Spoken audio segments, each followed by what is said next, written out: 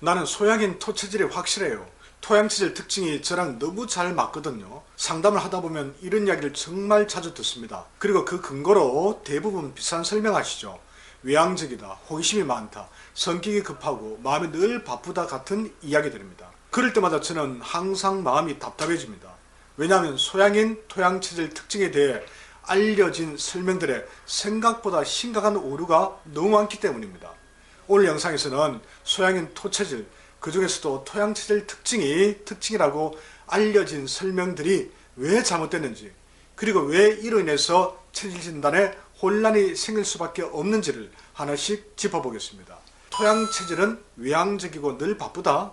이건 토체질 특징일까요? 양의 일반적인 속성일까요? 먼저 가장 흔하게 나오는 설명부터 보겠습니다. 토양체질은 매우 외향적이고 새로운 것에 대한 호기심이 강하며 항상 마음이 바쁘다. 이 말은 얼핏 들으면 그럴듯해 보입니다. 실제로 소양인 특징, 즉 토양체질의 겉모습은 외향적으로 보이는 경우가 많습니다. 왜 그럴까요?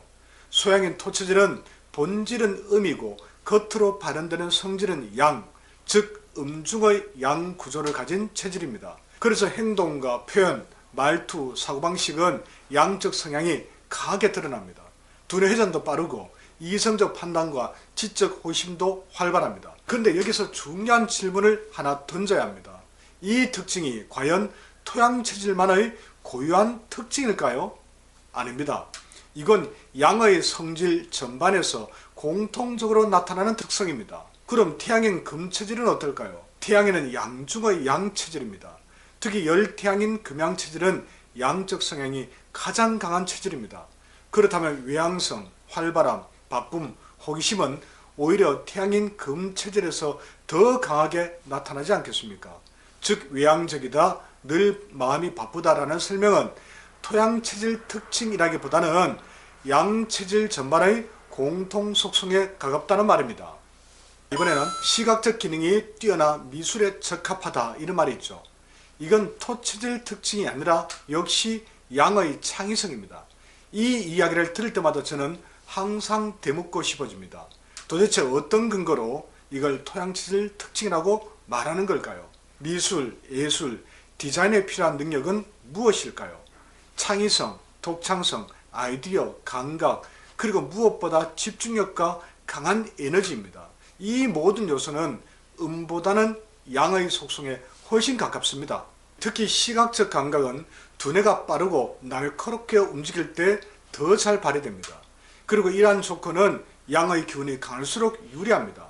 그래서 실제 현장에서 보면 미술, 예술 분야에서 두각을 나타내는 분들 중 태양인 금체질이 차지하는 비중이 훨씬 더 높습니다. 물론 음체질은 미술을 못한다는 뜻은 절대 아니죠.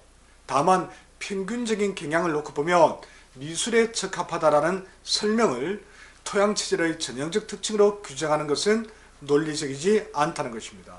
이번에는 독신주의자는 대부분 토양체질, 황당한 이야기입니다. 이 말은 체질이 아니라 사주의 영역입니다. 이건 정말 체질을 너무 단순하게 적용한 전형적인 오류입니다. 토양체질, 즉 소양인 특징 중 하나는 신장이 가장 약한 구조를 가진다는 점입니다. 그래서 생식력, 임신, 갱년기 같은 문제와 연결해서 설명하는 경우가 많습니다. 하지만 여기서 절대 혼동하면 안 됩니다. 생식 능력과 성적 욕망, 결혼 욕구, 독신 성향은 전혀 다른 문제입니다. 만약 체질만으로 판단한다면 신장이 가장 강한 소민 수체질이 가장 결혼 욕구가 강하고 성적 욕구도 역시 강해야 하지만 현실은 꼭 그렇지만은 않습니다. 이런 부분은 체질보다는 사주 명리학과 훨씬 더 깊은 관련이 있습니다. 실제로 고신살, 과숙살처럼 배우자 인연이 약한 사주 구조는 체질과 무관하게 작용합니다. 즉 독신 여부를 토양체질 특징으로 묶는 것은 과학적, 논리적 근거가 매우 부족한 주장입니다. 그럼 이렇게 왜 체질 혼란이 생길 수밖에 없을까요? 정리해보면 이렇습니다. 소양인 토양체질 특징이라고 알려진 설명들 중에서 상당수는 토양체질만의 고유 특징이 아니거나 아니면 다른 체질과 심하게 겹치거나 체질이 아닌 다른 학문 영역의 문제를 무리하게 끌어온 경우가 많은 것이죠. 그래서 나는 이 특징이 맞으니까 토양체질이다라는 방식의 자가 진단은 체질 혼란을 더 키울 수밖에 없습니다. 문제는 이런 오류가 토양체질에만 국한된 게 아니라는 점입니다. 다른 체질 설명 역시 같은 문제를 안고 있는 경우가 매우 많습니다. 그래서 체질 진단은 단순한 성격 특징 나열이 아니라 장부 구조, 음양 분화, 실제 몸의 반응을 종합적으로 봐야만 정확하게 진단할 수 있습니다. 꼭 이 진단이 필요하신 분들은 팔체질 연구소에서 한번 받아보시기 바랍니다. 다음 영상에서는 다른 체질 설명에 숨겨진 오류들도 계속해서 하나씩 짚어보겠습니다. 감사합니다.